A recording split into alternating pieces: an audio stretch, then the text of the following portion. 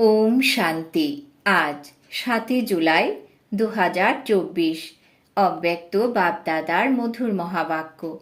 Revise date ১১/১১/২০০০।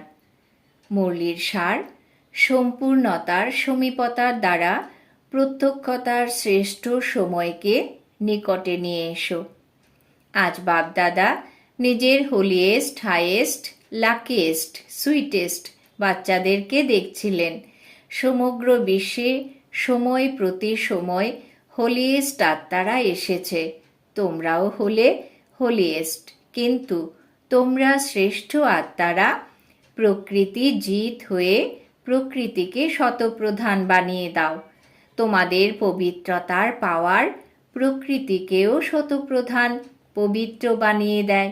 সেই জন্য তোমরা সকল আত্মারা প্রকৃতির এই শরীরও পবিত্র প্রাপ্ত করে থাকো। তোমাদের পবিত্রতার শক্তি বিশ্বের জড় চৈতন্য সবাইকে পবিত্র বানিয়ে দেয়। এই জন্য তোমাদের শরীরও পবিত্র প্রাপ্ত হয়। আত্মাও পবিত্র, শরীরও পবিত্র, আর প্রকৃতির সাধনও শতপ্রধান পবিত্র হয়।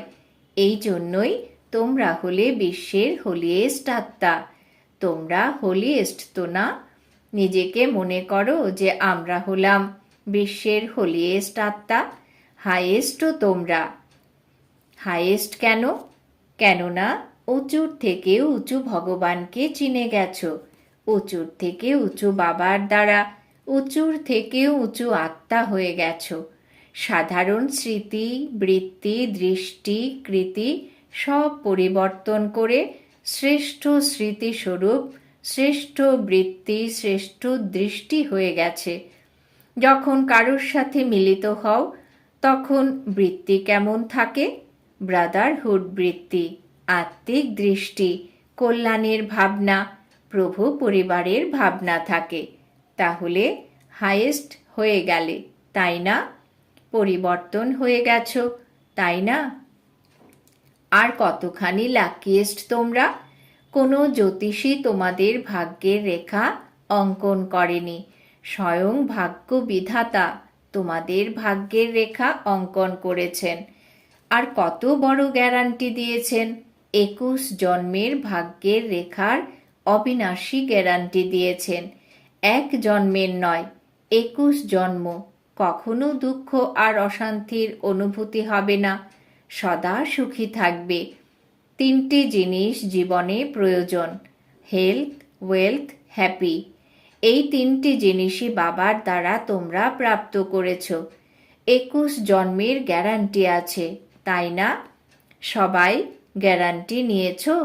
পেছনে যারা বসেছে তাদের গ্যারান্টি প্রাপ্ত হয়েছে? সবাই হাত তুলছে। খুব ভালো। বাচ্চা অর্থাৎ বাবার দ্বারা উত্তরাধিকার প্রাপ্ত হওয়া। বাচ্চা তো তোমরা নও কি? বাচ্চা হচ্ছ নাকি হয়ে গেছো? বাচ্চা হতে হয় না, জন্ম নেওয়া আর হওয়া। জন্মানোর সাথে সাথেই বাবার উত্তরাধিকারের অধিকারী হয়ে গেছো। তো এই রকম শ্রেষ্ঠ ভাগ্য বাবার দ্বারা এখন প্রাপ্ত করে নিয়েছো। আবার রিচেস্টও তোমরা। ব্রাহ্মণ আত্মা ক্ষত্রিয় নয়, ব্রাহ্মণ। ব্রাহ্মণ আত্মা নিশ্চয়ের দ্বারা অনুভব করে যে আমি হলাম শ্রেষ্ঠ আত্মা, আমি অমুক নয়। আত্মা হলো রিচেস্ট ইন দ্য ওয়ার্ল্ড।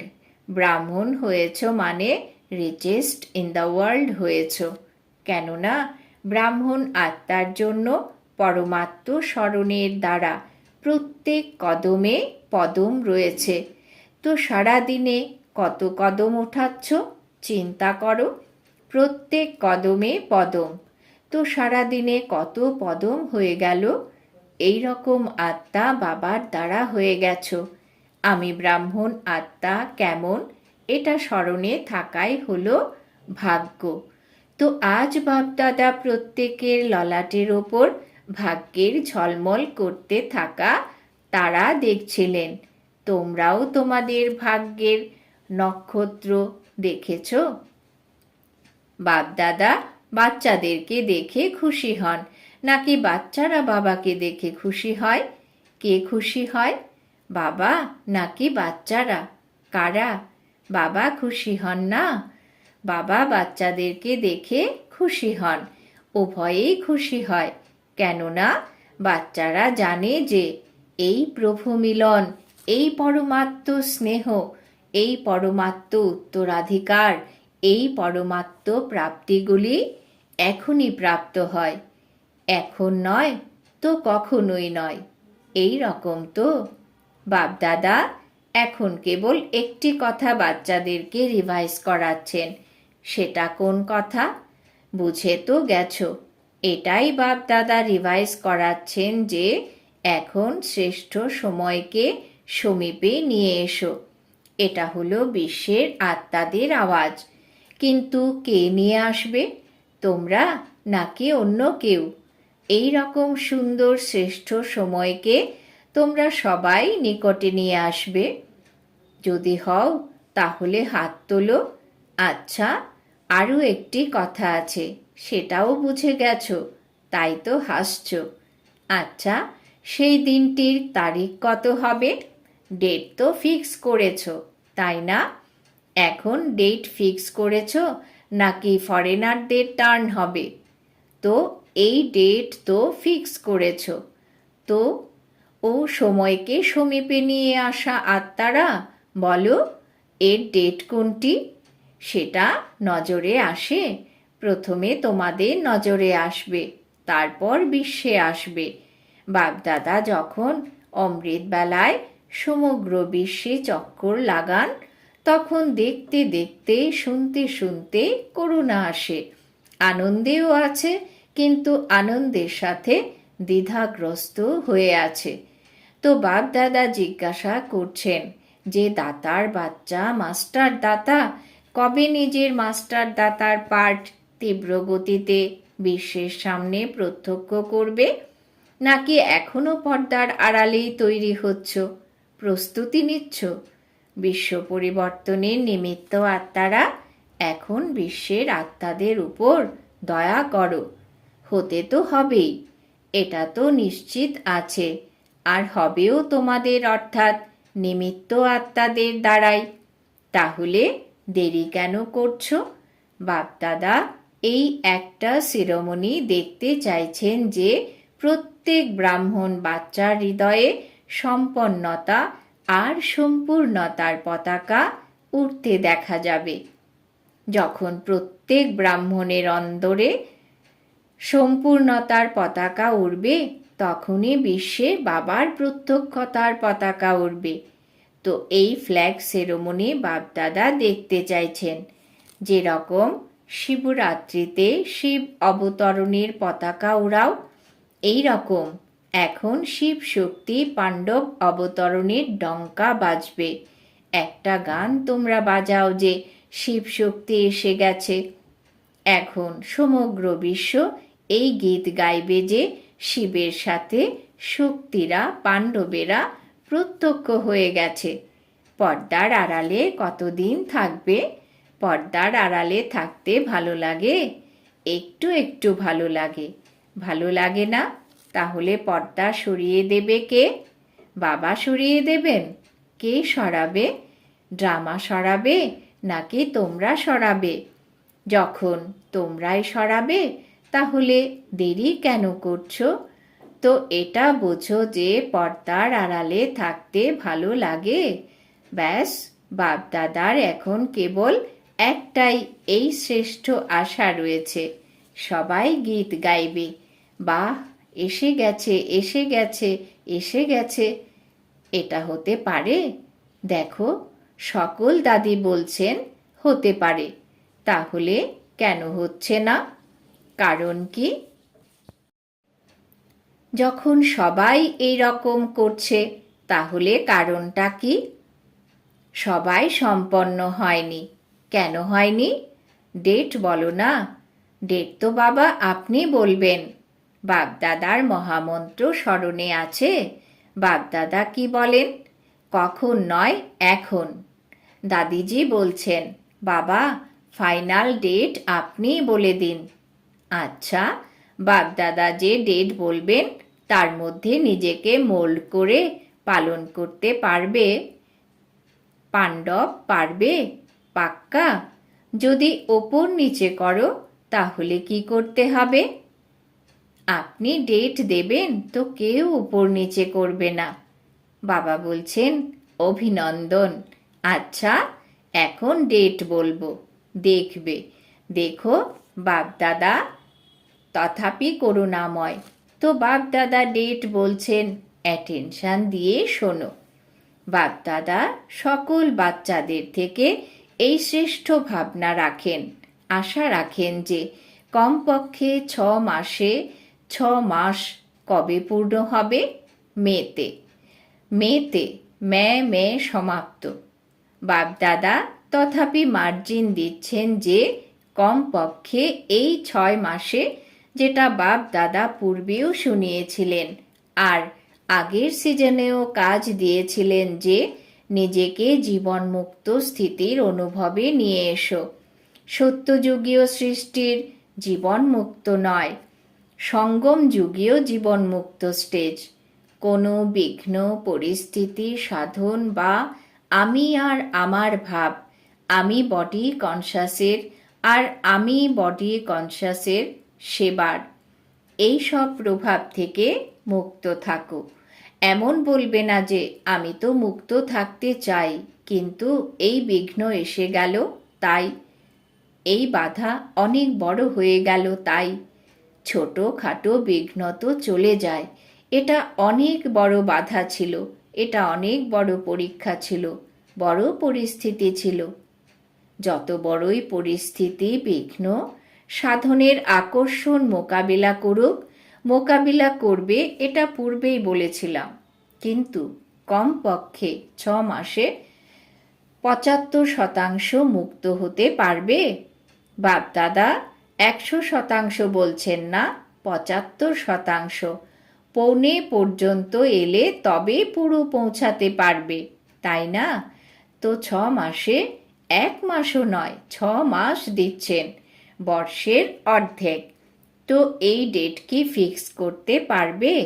দেখো, দাদিরা বলছেন ফিক্স করো, দাদিদের হুকুম তো মানতে হবে, তাই না? রেজাল্ট দেখে তো বাপদাদা শতই আকর্ষণে আসবেন, বলারও প্রয়োজন পড়বে না। তো 6 মাস আর 75%, 100% বলছেন না, তার জন্য আবার পরে সময় দেবেন। তো এতে এভার রেডি আছো? এভার রেডি নয়, 6 মাসে রেডি। পছন্দ হয়েছে নাকি সাহস একটু কম আছে?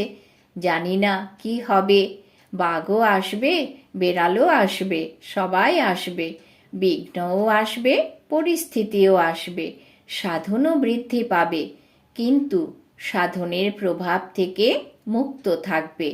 পছন্দ হয়েছে তাহলে হাত ওঠাও, ক্যামেরায় রেকর্ড করো, ভালোভাবে হাত তোলো, নিচে করবে না, ভালো সিন লাগছে। আচ্ছা, ইন অ্যাডভান্স অভিনন্দন। এটা বলো না যে আমাকে তো অনেক মরতে হবে। মরো বা বাঁচো, কিন্তু হতে হবেই। এই রকম মরে যাওয়ার অনুভব হলো মিষ্টি। এই মরে যাওয়াতে দুঃখ হয় না। এই মরে যাওয়া হলো অনেকের কল্যাণের জন্য মরা। এই জন্য তো মরে যাওয়াতে মজা আছে, দুঃখ নেই, সুখ আছে। কোনো বাহানা করবে না, এটা পূর্বেও হয়েছে, তাই না? এই জন্য এখনো হয়ে গেল। কোনো বাহানাবাজি চলবে না। বাহানাবাজি করবে? করবে না, তাই না? উঠতি কলার বাজি করবে, এছাড়া অন্য কোনো বাজি নয়।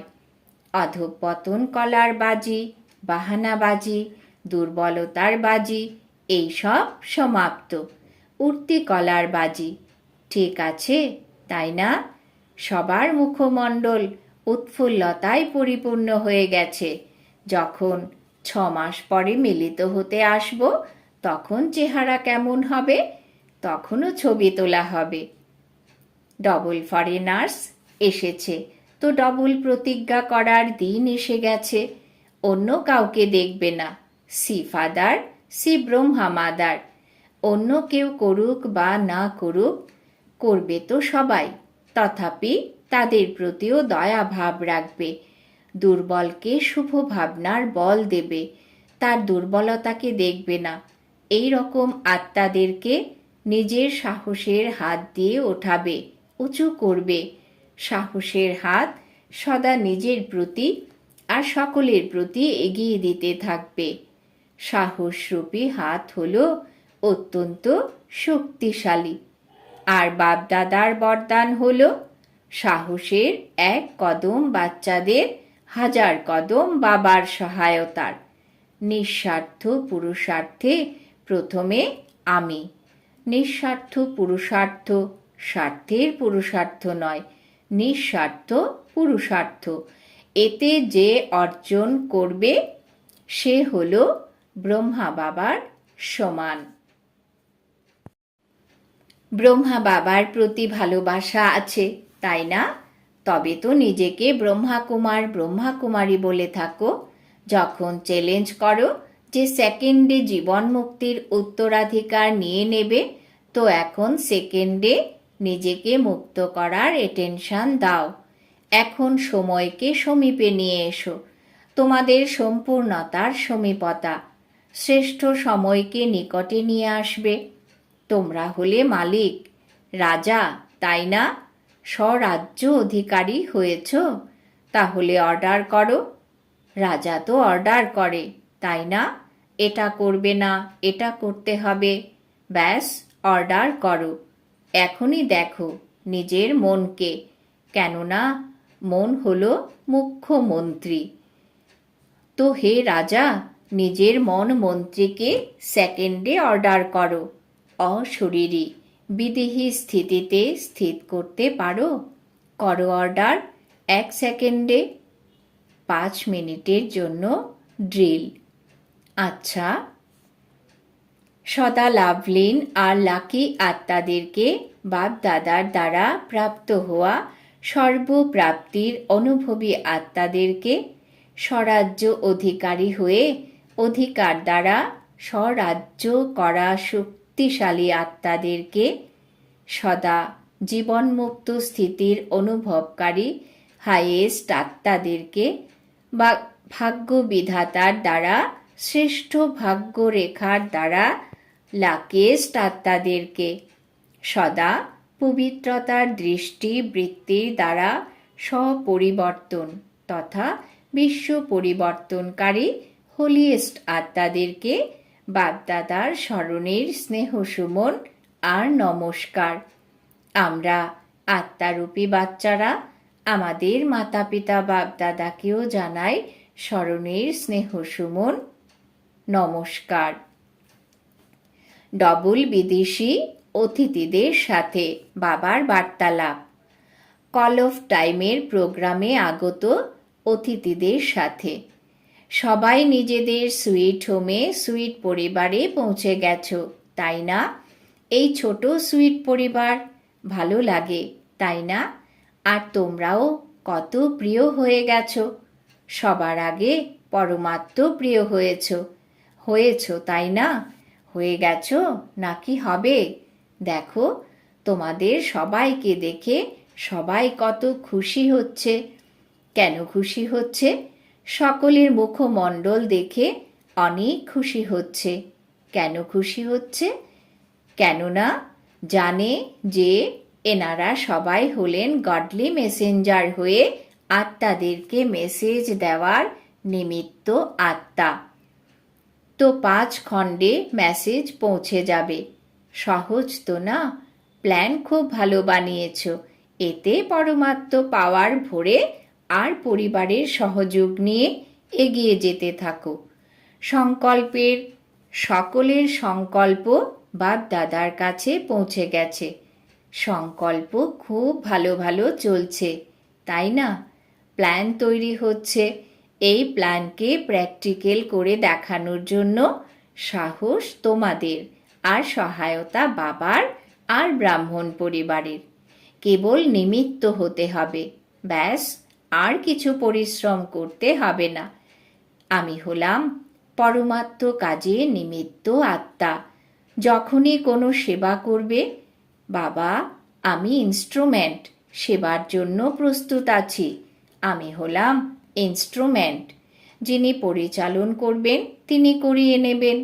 এই নিমিত্ত ভাব তোমাদের চেহারার উপর নির্মাণ আর নির্মাণ ভাব প্রত্যক্ষ করবে। করাবনহার নিমিত্ত বানিয়ে কাজ করাবেন। মাইক তোমরা আর মাইট বাবার, তাহলে সহজ তো না? তো নিমিত্ত হয়ে স্মরণে হাজির হয়ে যাও, ব্যাস। তো তোমাদের চেহারা, তোমাদের ফিচার্স শতই সেবার নিমিত্ত হয়ে যাবে। কেবল বাণীর দ্বারা সেবা করবে না, কিন্তু তোমাদের আন্তরিক খুশি চেহারার দ্বারা দেখা যাবে। একে বলা হয় অলৌকিকতা। এখন অলৌকিক হয়ে গেছো, তাই না? লৌকিক ভাব তো সমাপ্ত হয়ে গেছে, তাই না? আমি হলাম আত্মা, এটা হলো অলৌকিক। আমি হলাম অমুক, এটা হলো লৌকিক। তাহলে তোমরা কে, অলৌকিক নাকি লৌকিক? অলৌকিক, তাই না? ভালো, বাপদাদা বা পরিবারের সামনে পৌঁছে গেছো, এটা খুব ভালো সাহস দেখিয়েছ।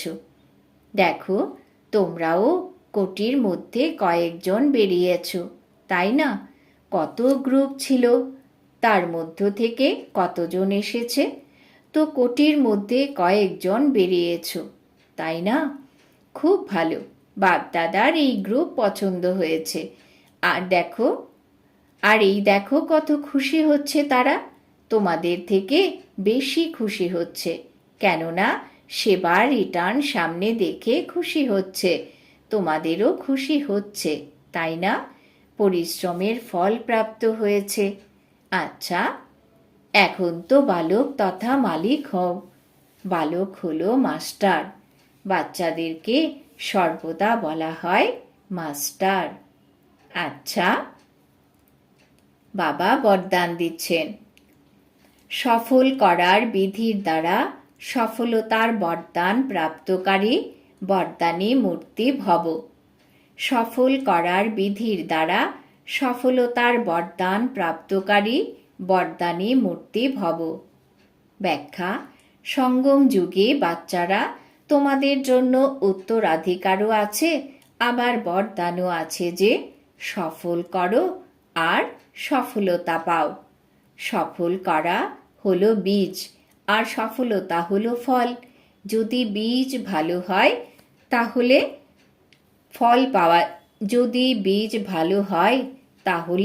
ফল পাওয়া যাবে না, এটা হতে পারে না।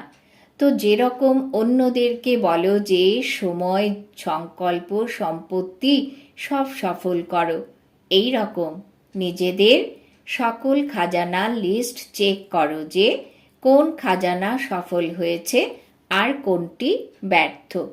সফল করতে থাকো, তাহলে সকল খাজানার দ্বারা সম্পন্ন বরদানী মূর্তি হয়ে যাবে। স্লোগান: পরমাত্ম অ্যাওয়ার্ড নেওয়ার জন্য ব্যর্থ আর নেগেটিভকে অ্যাভয়েড করো। পরমাত্ম অ্যাওয়ার্ড নেওয়ার জন্য ব্যর্থ আর নেগেটিভকে অ্যাভয়েড করো। আজকের সমান আমি বরদানী মূর্ত আত্মা। ওম শান্তি।